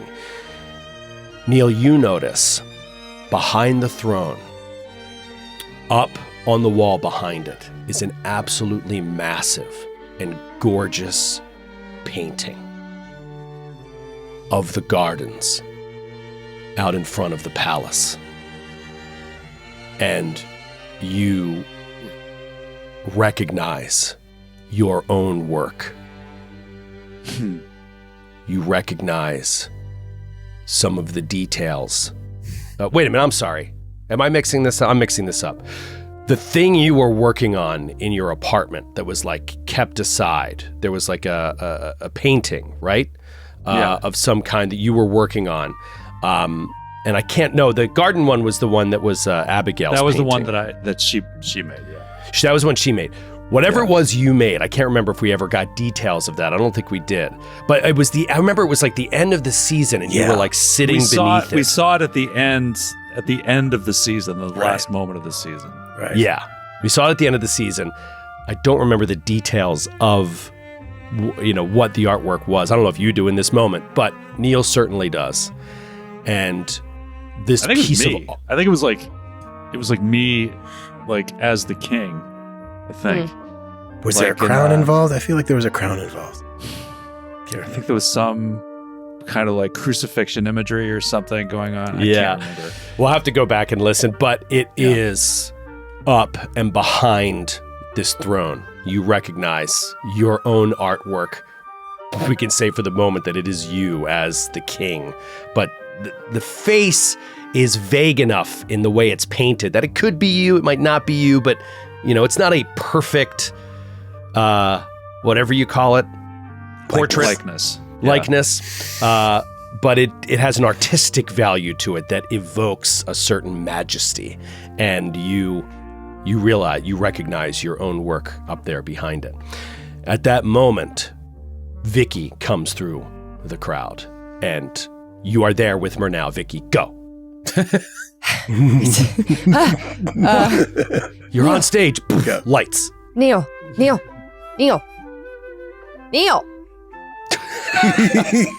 I will look at her. Neil! He's looking up at the wall, pulling, and he's sort of ignoring you. And you see, in one hand, he holds Fran's hand. In his other, he holds a bottle. Fuck. She said, first she looks, she says, "Who's that? Who is this?"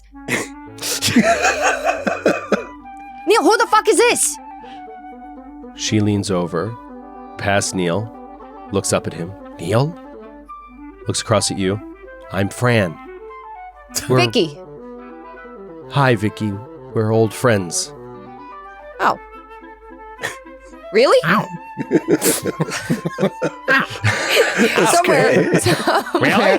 Somewhere Roger makes fun of Vicky's accent.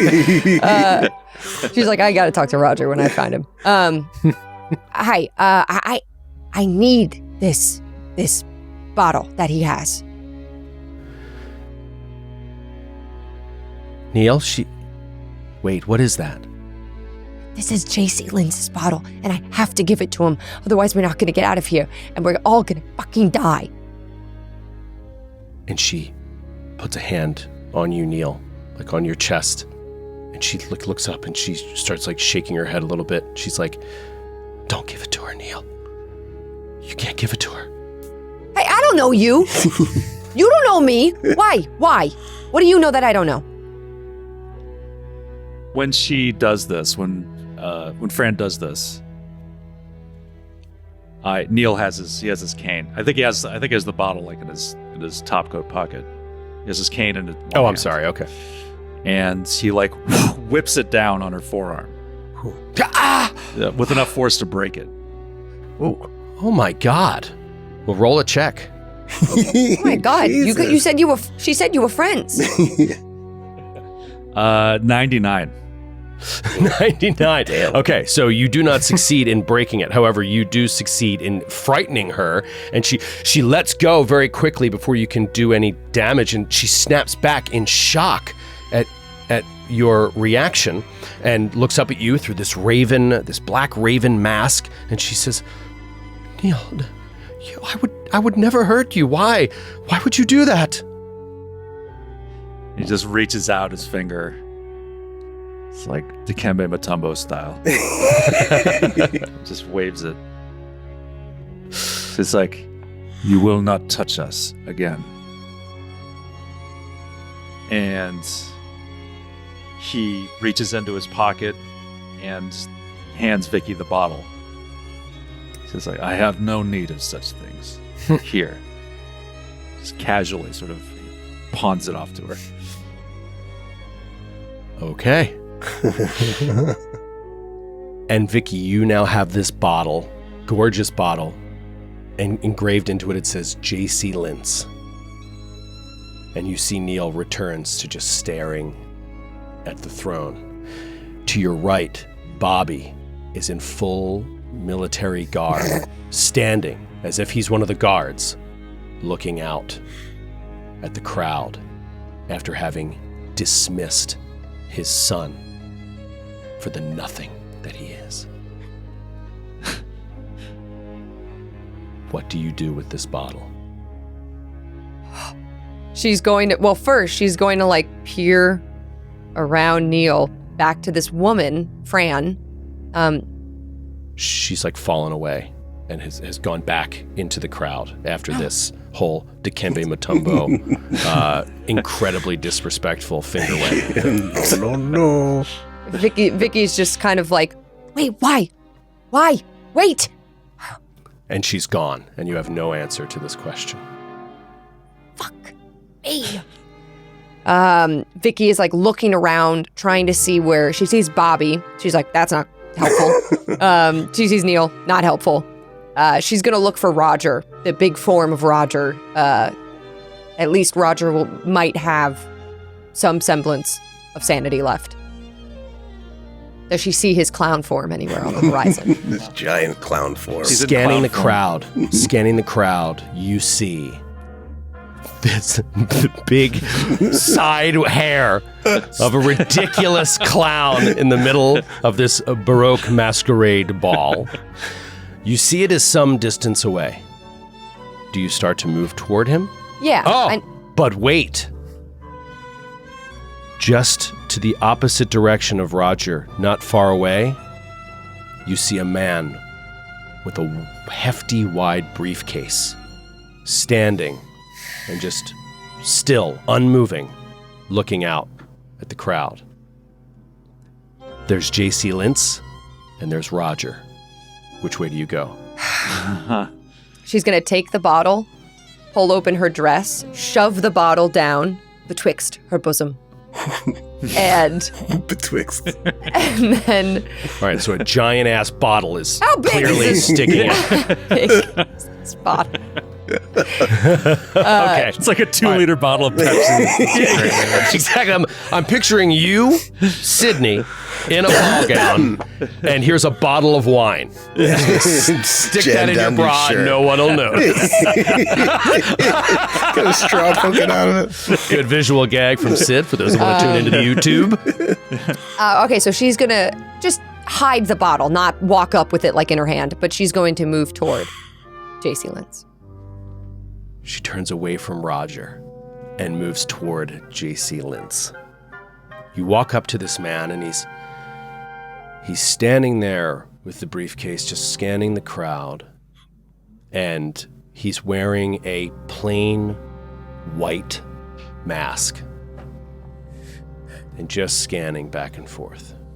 As you come up beside him, he turns and makes eyes with you, locks eyes with you. He sees you, seeing him. He says, "Hello. How are you?" J.C. Lintz. That's the name. Who are you? What's in the briefcase? That is my stock in trade. Though, I'm afraid I haven't had much use for it lately. Why do you ask? Show me yours and I'll show you mine. What do you... Take it out of context. I don't understand you, sweetheart. What are you talking about? Show you what? Show me what? You got nothing.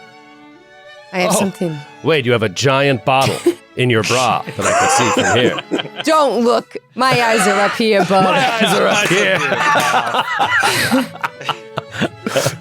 No, he says, it's papers, business papers. Can I see? Who are you? It's not important. Yeah, it is. I'm not showing my briefcase to some woman I just met. Do you know Darabandi? Darabandi? You were No. a guest in his hotel? No. His hotel. The Broad Albin's his hotel? Sort of. No, I don't know him. You stayed at the Broad Albin, though. I did, yeah. For a little while. But then I found my way here. Hoping it helps to unlock the mind, you know? I was getting a little bit stagnant. He He's just standing around, and you hear all this coming through this white porcelain mask. Take your mask off. No, you take your mask off. No, you take your mask off. You're acting weird, lady. You're freaking me out. Fine. Vicky, lifts her mask up. To reveal a haggard old woman. Oh, you're old and hot. Yeah, I know. She puts it back on. He'll take his porcelain mask and slide it up, and you see a handsome young gentleman, slicked back black hair, some product in it.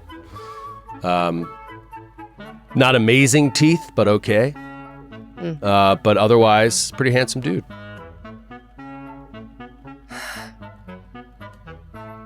I have something that you want. You do? What's that? A way out. A way out?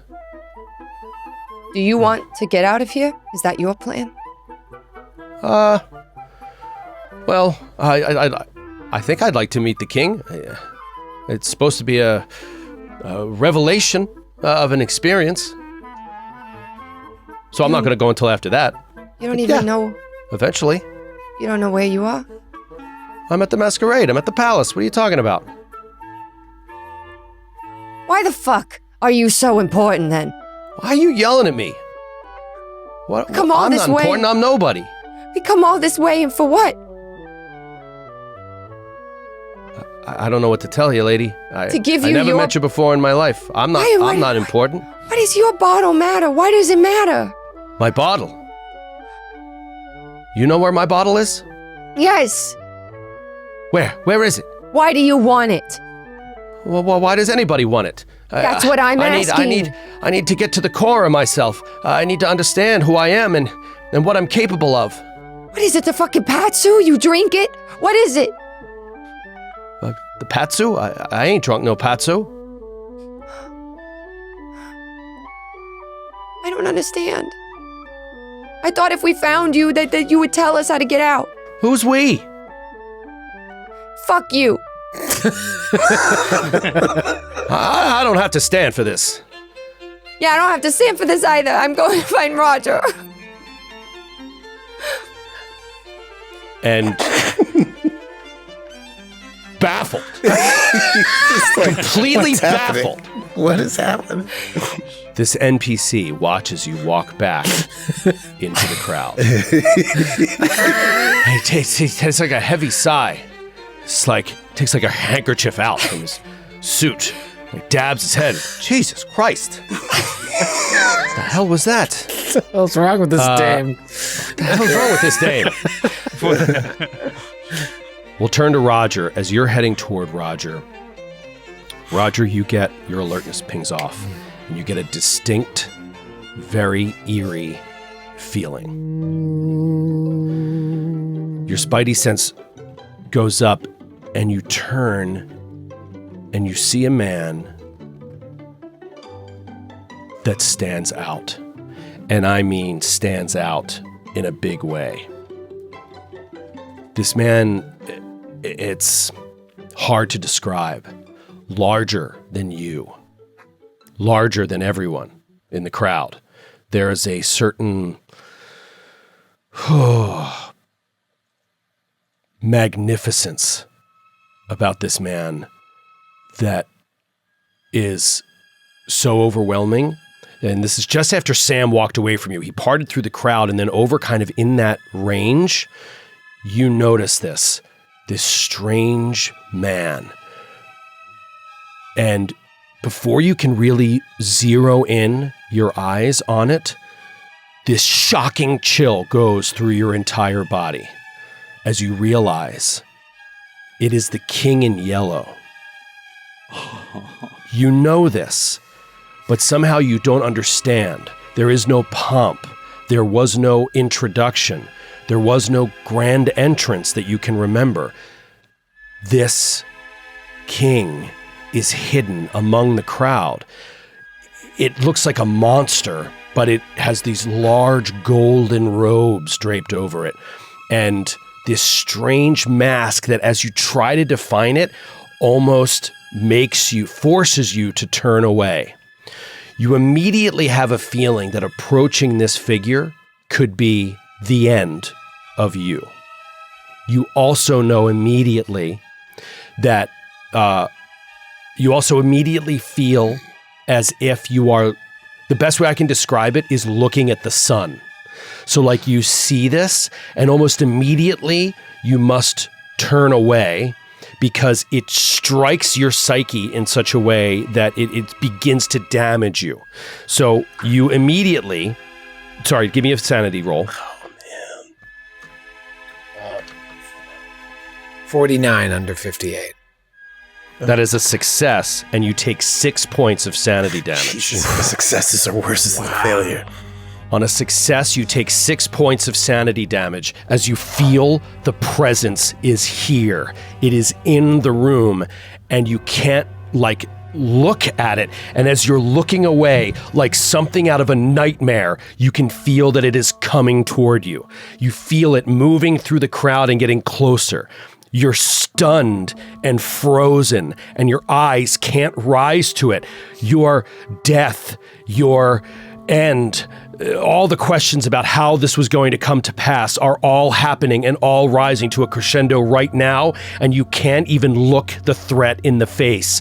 You stand there completely and utterly frozen, looking down at your own hands. This entity, this experience, this unknowable force moves to you and basically touches you as it moves past you, as it's just another person in this party, and you can feel its aura as it moves past, shaking the reality that you know. Your eyes wash over in a white blur for a moment, and then they come back into focus as you shake with a psychic release, and you feel the presence moving away, and you feel as if the threat has passed. Except there is something now in your hands. You look down, and in your hands you're holding a green glass bottle. It has a bronze plaque over the top of it, over the label of it, and it says Roger Cumstone. And just underneath the bronze plaque, written in beautiful script on the label, as if where like the ABV would be or the ounces would be or something like that, it just says, escape. And we'll see you next week. What the fuck? For the finale! What? Of Impossible Landscapes. We're gonna die! And it's next week! Roger's got his bottle! We're all gonna die! Baby. Oh, wow. Baby! Wow. I'm so scared. Wow. All I can say is, wow. Wow.